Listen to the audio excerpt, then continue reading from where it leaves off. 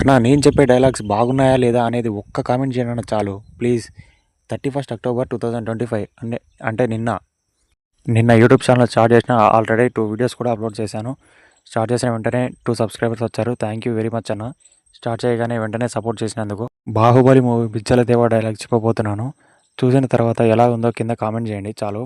శివగామి చేసింది తప్ప, అమ్మను చంపి పుట్టిన నిన్ను హక్కున చేర్చుకొని పాలించి పెంచడం తప్ప, కడుపు చించుకొని పుట్టిన బిడ్డతో సమంగా పెంచడం తప్ప, నిన్ను యువరాజుగా పట్టాభిషేకం చేయడం తప్ప, నిన్ను మహారాజుగా ప్రకటించడం తప్ప, ఏదిరా తప్పు?